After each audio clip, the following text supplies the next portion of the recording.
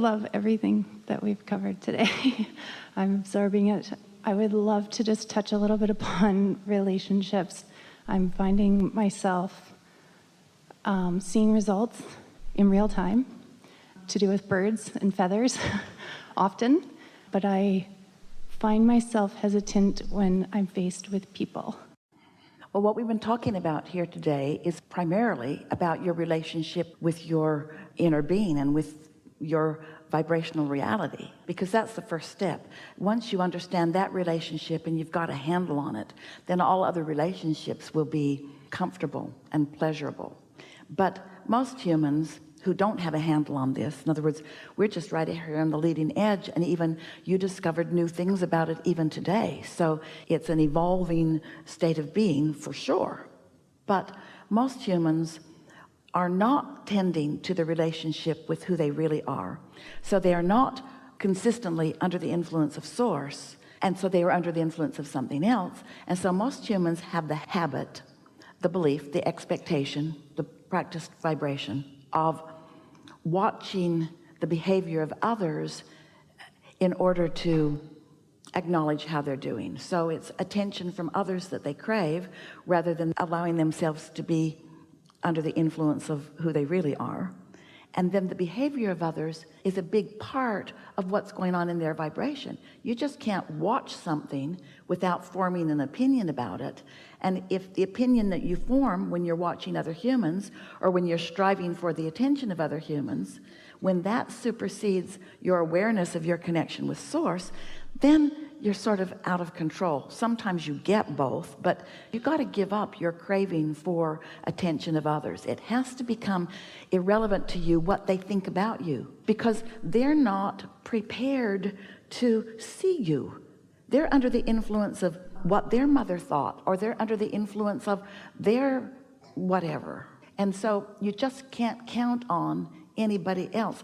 This was the clearest thing that Esther ever came to understand about this. Once her Jerry made his transition into non-physical, they had a long-standing relationship. They were together for over 30 years. And during that time, they were together all the time, all day, all night, every day, every night. In other words, they were really getting along well. Esther would not admit to any moments that weren't wonderful. There might have been some, but she can't remember them. As far as she was concerned, it was lovely, lovely, lovely, lovely, lovely.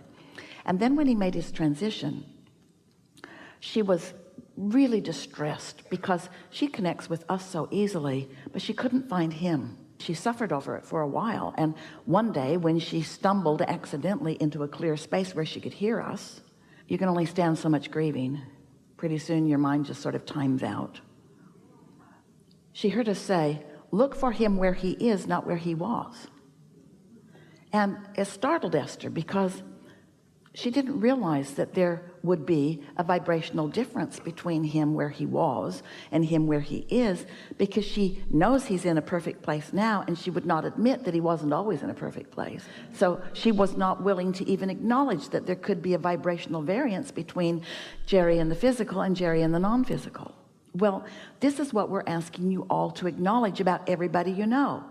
There's your friend in the physical, and there's your friend in the non-physical. And the thing that confused Esther is that Jerry was so often tuned in, tapped in, turned on to his inner being, that he was often all of that. In other words, Jerry in the physical was very often like Jerry in the non-physical, just not always. But Esther was not looking for him there. She was missing where he was.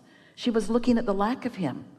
He wasn't across the dinner table, and he wasn't in the bed, and he wasn't walking down the hall, and he wasn't taking the walk, and he wasn't driving the bus, and he wasn't helping with anything.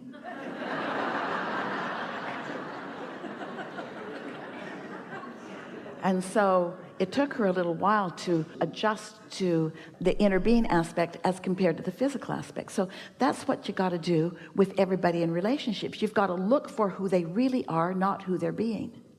And what most everybody's doing is needing who they're being to be something different, so that I can feel better, because my inner being sees who you really are, but you're not acting like that right now. And while my inner being has the ability to see your potential, I don't, because I'm tuned to who you're being, because I've been basing how I feel on your behavior, on your actions, on your attention to me, which is not a good idea, because other people are not wired to please you.